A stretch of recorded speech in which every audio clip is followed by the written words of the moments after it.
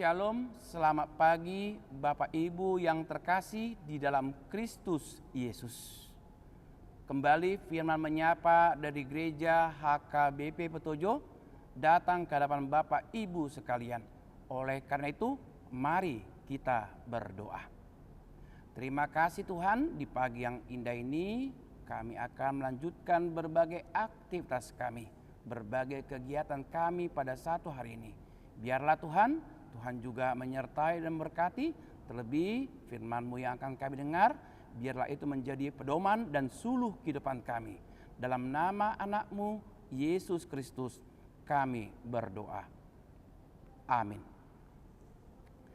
Firman Tuhan yang menyapa pada pagi kita yang indah ini terambil dalam kitab 1 Korintus pasal 1 ayat yang ke-24. Demikian firman Tuhan. Tetapi untuk mereka yang dipanggil, baik orang Yahudi maupun orang bukan Yahudi, Kristus adalah kekuatan Allah dan hikmat Allah. Demikian firman Tuhan. Masih ingat dengan peristiwa Dr. I.L. Nommensen, misionaris yang datang ke tanah Batak, seorang pendeta, seorang tokoh yang bisa memperbaharui pola pikir orang-orang Batak di zaman dahulu. Tentunya Nommensenlah yang menjadi rasul bagi tanah Batak. Mengapa demikian? Di dalam perjumpaannya dengan Raja Pontas Lumbantobing, Raja Pontas bertanya kepada Nommensen, "Apa tujuan kedatanganmu kemari?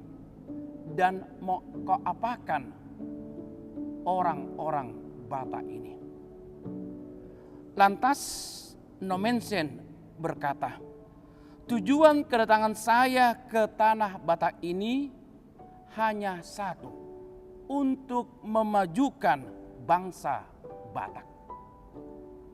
Luar biasa pernyataan dari seorang pendeta Dr. I.L. Nommensen ini. Tujuan awalnya adalah ia ingin memberitakan Injil keselamatan di tengah-tengah orang-orang Batak. Tetapi ketika ia mengatakan dia ingin memajukan adat, budaya, demikian juga kehidupan orang Batak, bukan berarti dia tidak mengatakan ingin mengabarkan Injil. Bukan. Tetapi justru melalui statement yang ia katakan ingin memajukan bangsa Batak, tentunya yang ingin tunjukkan adalah dia ingin memperbaharui sikap orang-orang Batak.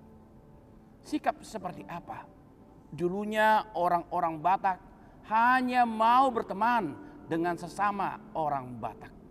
Demikian juga dulunya orang-orang Batak hanya mempercayai agama Parmalin. Agama yang hanya menyembah seorang dewa bagi orang Batak. Tetapi justru Nommensen, dia berkarya. Dia memberitakan Injil itu melalui perkataannya yang rendah hati, melalui tindakannya yang menyembuhkan dan memulihkan, melalui kehidupannya yang menjadi teladan. Itulah yang menjadi dasar ketika Raja Pontas Lumbantobing akhirnya mengakui dan mau dibaptis oleh pendeta Dr. I.L. Nommensen.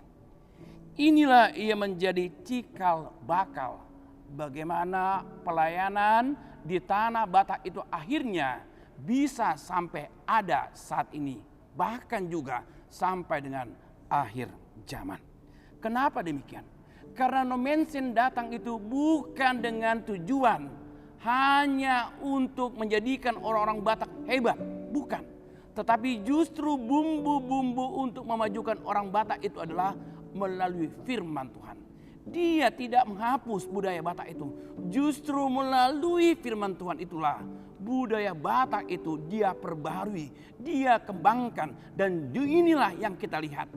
Budaya Batak dari tahun ke tahun itu mengalami kemajuan, bahkan juga mengalami kemajuan yang cukup signifikan.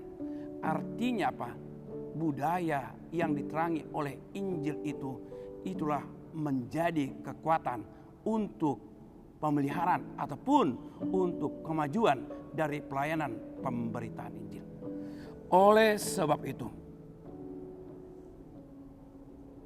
Paulus juga yakin ketika ia mampu melayani, walaupun ia didera di dalam penjara, tetapi tujuan Paulus memberikan pelayanan itu hanya untuk Kristus, dan ia percaya dia mampu melayani itu karena kekuatan yang dari Tuhan, dan itu juga adalah hikmat yang dari Tuhan. Sama seperti Raja Pontas yang menerima hikmat yang dari Tuhan, akhirnya ia bisa juga menerima berita Injil, bahkan dia juga turut serta memberitakan Injil.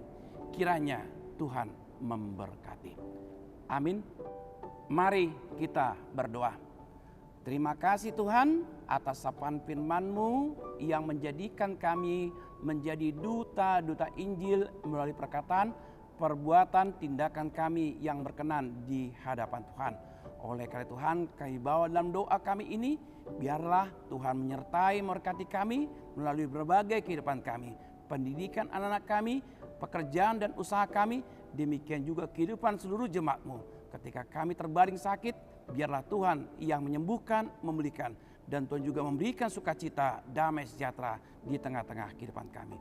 Terpujilah nama-Mu, dalam nama anak-Mu, Yesus Kristus, kami berdoa. Amin.